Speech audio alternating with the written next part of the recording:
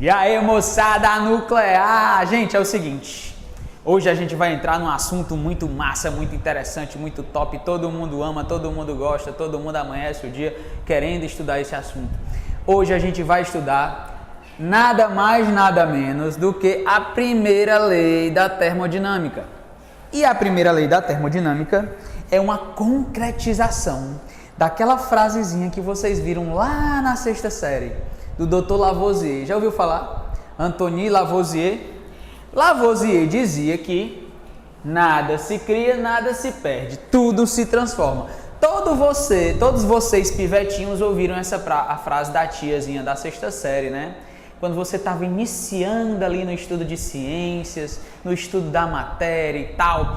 Gente, termodinâmica é gases. Termodinâmica reflete a tecnologia que o homem utiliza para escravizar os gases. A gente faz com que os gases trabalhem para a gente.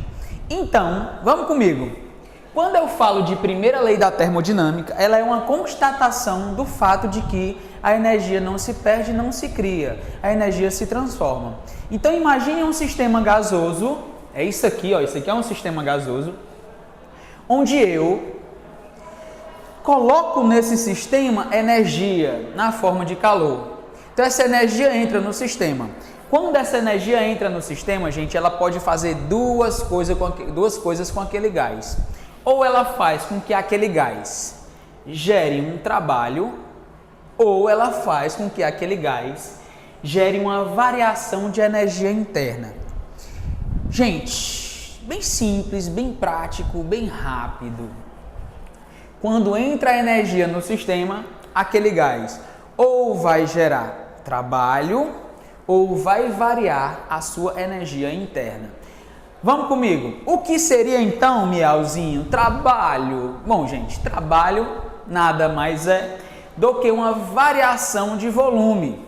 Então, se ao entrar energia no sistema houver uma expansão ou uma contração desse gás, aí você lembre sempre que essa variação de volume é o trabalho.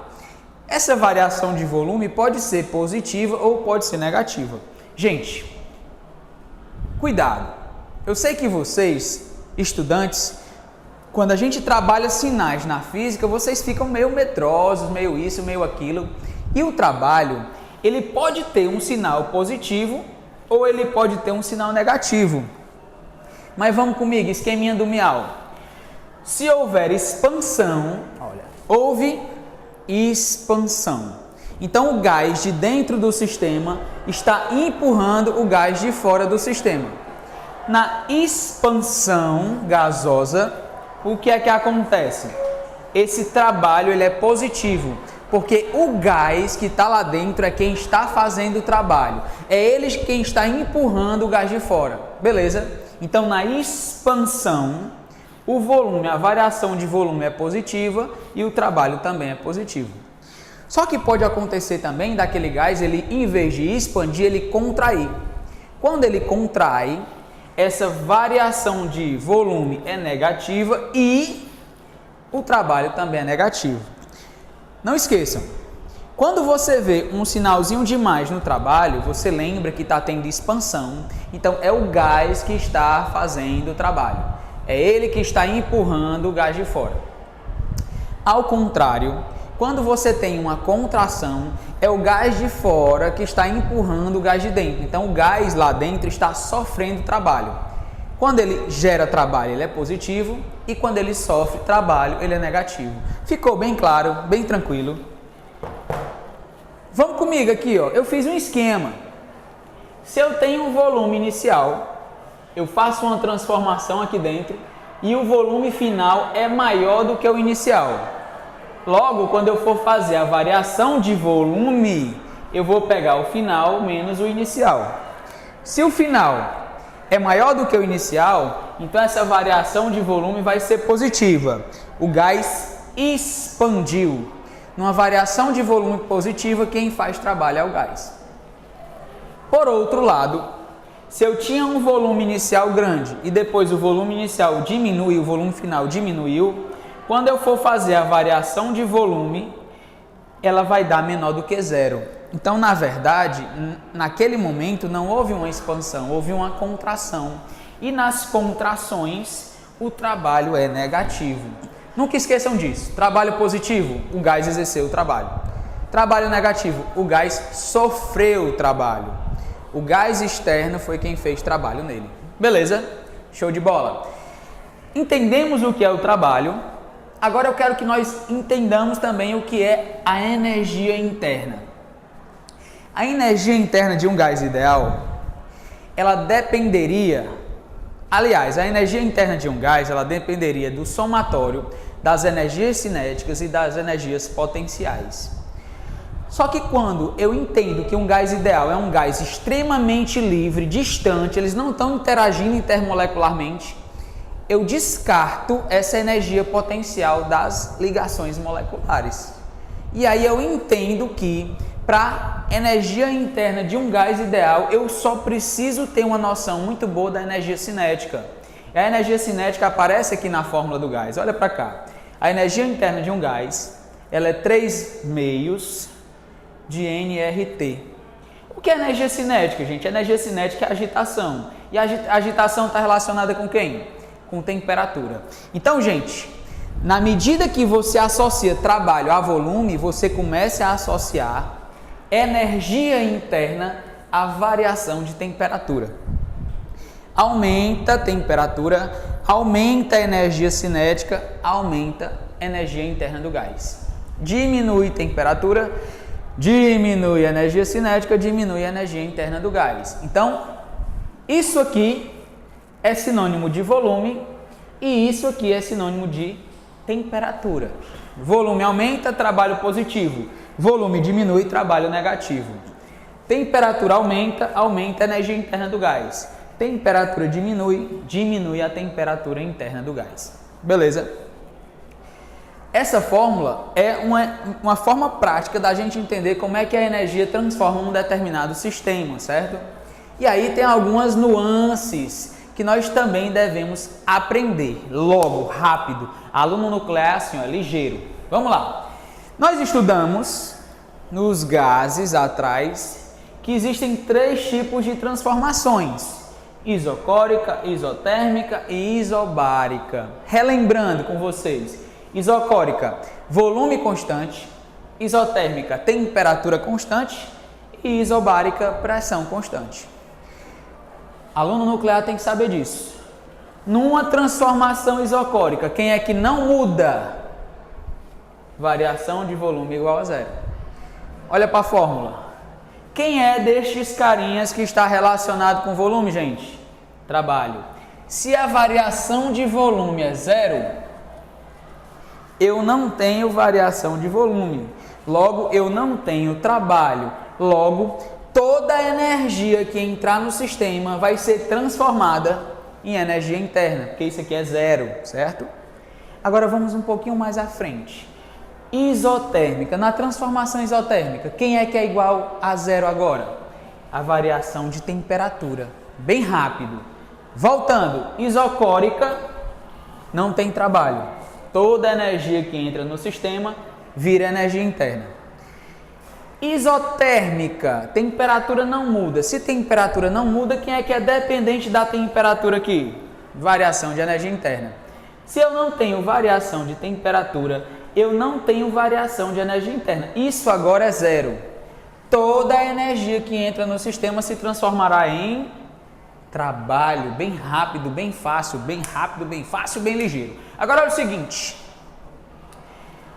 Pré-vestibular núcleo. Tem que respeitar. Meu amigo, quando a transformação é isobárica, eu não tenho como saber quem aumenta, quem diminui. De certa forma, quem aumenta mais, quem diminui menos, não tenho como saber. Mas quando eu tenho a isobárica, eu tenho obrigação de saber que na fórmula do PV-nRT, bárico é pressão. Então, a pressão ela é constante, ela não muda. Quando a pressão é constante, olha aqui para a fórmula. Ao aumentar o volume, se isso é uma igualdade, quando eu aumento de um lado, ele tem que aumentar do outro. Então vamos lá. Isso é uma igualdade e isso é uma constante. Então, se de um lado eu aumento o volume, e aqui é uma constante, quem é que aumenta do outro? Temperatura. Se eu diminuir o volume, eu diminuirei a temperatura. Gente, na isobárica, temperatura e volume ou crescem juntas, ou diminuem juntas. Se eu fosse colocar isso na fórmula, certo? Na isobárica, uma quantidade de energia é transformada em trabalho e a mesma quantidade de energia é transformada em energia interna. Aumento o volume e aumento temperatura para transformações isobáricas. Gente, uma coisa que fica muito em dúvida aí e complicado na cabeça do povo é essa transformaçãozinha aqui complexa, que é a adiabática. Olha, só recapitulando, quando PV é igual a nRT e é isobárica, aumenta volume, aumenta temperatura. Diminui volume, diminui temperatura. De formas iguais. Esse cresce de forma igual a esse. Tudo bem? Entendido? Tranquilo, relaxado. Adiabático. Adiabático. Não troca energia com o meio externo. Então vamos lá. A gente já viu onde isso aqui é zero, isocórica. A gente já viu uma onde isso aqui é zero, isotérmica. E a gente precisa ver uma onde a transferência de calor é zero. Na transferência de calor igual a zero, eu tenho uma transformação adiabática. Ela acontece tão rápido que não dá tempo daquele gás trocar calor com o meio ambiente. Por exemplo, bem rápido, pulmão da gente. Quando eu respiro, eu inflo o pulmão,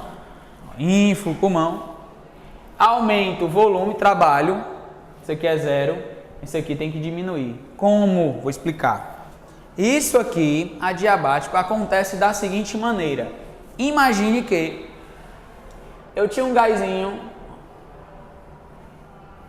que de repente aumentou muito o volume, rápido, foi uma coisa muito rápida. O volume daqui para cá aumentou. Nessa circunstância, como eu não tenho calor transferido, como eu não tenho transferência de energia, olha o que é que acontece. Isto daqui dá zero. Então, eu tenho um trabalho e eu preciso relacionar o trabalho com a energia interna. Vou jogar a energia interna lá para o outro lado. Essa formulazinha, já que isso é zero, vai ficar assim, ó. Trabalho é igual. Aqui eu tenho positivo, então ela vai para lá como, gente? Negativo, menos delta U. Quando um gás expande sem ter transferência de energia, de calor, se esse volume aumenta por conta do trabalho, a temperatura diminui do outro lado por conta da variação da energia interna. Se eu aumento de um lado positivamente, o outro aumenta na mesma proporção negativamente. Então, de fato, na prática, se um gás, ele varia de volume rápido, tendo trabalho, e não houver troca de calor, obrigatoriamente aqui dentro ficou mais frio. Porque se vocês não lembram, variação de energia interna tem a ver com variação de temperatura. Então, se houve um trabalho positivo, vai haver uma variação de temperatura negativa. Ou seja, digamos assim, uma forma prática. Se aumentou 2 joules aqui, vai diminuir 2 kelvins aqui, de formas igualitárias. Bem rápido, bem prático. Então, na medida que o volume aumenta de forma adiabática, não há troca de calor, obrigatoriamente a temperatura diminui porque a energia interna do gás diminui. E se o contrário acontecer? Se eu tinha um gás num volume grande, e aí ele foi para um volume menor. Só relembrando, aqui eu tive uma expansão, vou colocar aqui expansão, e aqui eu tive uma contração. Na expansão o trabalho é positivo, a variação de temperatura é negativa. Aqui, gente, eu tive uma contração, lembra? Na contração, o trabalho ele é negativo. E aí, obrigatoriamente, a minha energia interna vai aumentar, ou seja, vai ocorrer nada mais, nada menos do que uma variação de temperatura positiva. Imagina agora essa seguinte circunstância. Uma nuvem estava aqui em Juazeiro e ela vai subindo, subindo lá para o Caldas. E de repente, ela aumenta de volume. Se ela aumenta de volume, se ela teve uma variação de volume positiva, ela tem um trabalho positivo.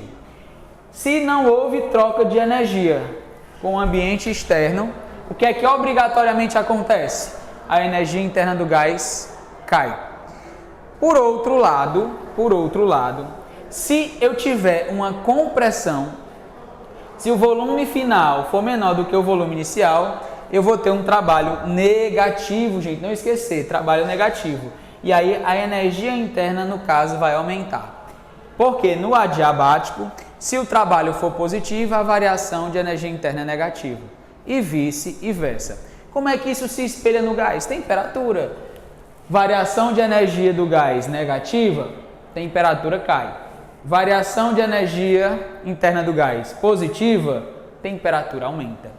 Então, a nuvenzinha, quando chega lá no Caldas, ela expande, temperatura cai e às vezes chove. Porque o que é que acontece quando a temperatura cai? O gás passa do estado gasoso para o estado líquido. Por isso que é mais fácil, às vezes, uma nuvem entrar em condensação quando ela chega em ambientes altos. Porque o volume aumenta e a temperatura cai. A temperatura cai, meu amigo.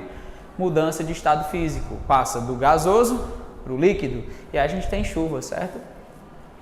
Para esse problema, a gente tem mais uma consideração que também é de suma importância. Vocês vão notar que nesse tipo de conteúdo, vocês vão ter uma quantidade muito grande de gráficos. E eu preciso salientar alguma coisa desses gráficos com vocês.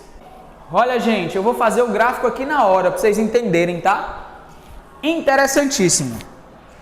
Normalmente as questões dão a energia e dão essa variação da energia interna do gás. Ou então você descobre por essa fórmula aqui, certo? Mas como é que eu descubro o trabalho?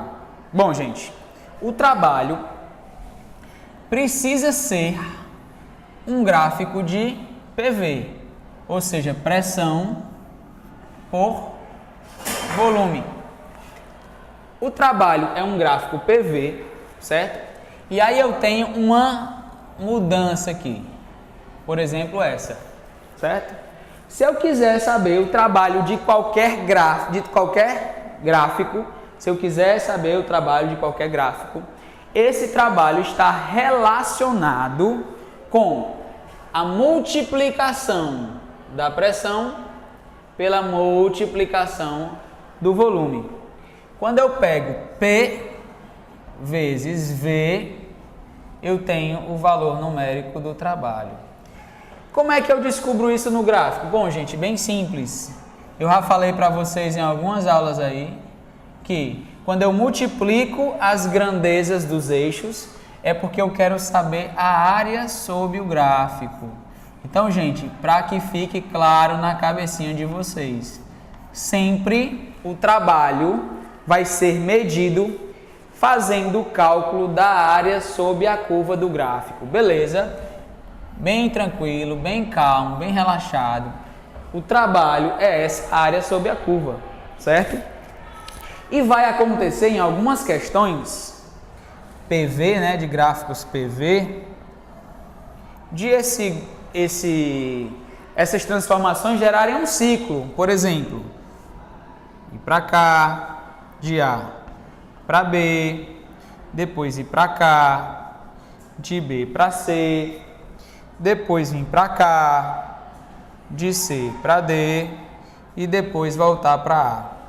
Toda vida que eu tiver um gráfico PV, pressão, volume, e eu quiser saber o trabalho, se não for um círculo, área sob a curva do gráfico. E se for um círculo, gente, se for um ciclo, o trabalho vai ser sempre essa área do interior do ciclo. Macetinho para vocês, certo? Trabalho vai ser a área, não esqueçam mais, viu? A área do interior do ciclo. Por favor, nunca esqueçam mais disso. Recordem disso todos os dias da vida de vocês. Vão dormir pensando nisso, acordem pensando nisso, porque quando a gente chegar em segunda lei da termodinâmica, esses conceitos, eles devem de fato estarem bem fixados na cabecinha de vocês. Beleza? Fica a dica do Miau: conservação de energia, ou sendo transformado em trabalho, ou sendo transformado em energia interna do gás. Tudo muito simples, muito tranquilo, tudo muito me ajuda, né não? Gente, finalizei mais uma aula, espero que vocês tenham entendido. Adorei estar com vocês hoje, valeu, um beijo do Miau!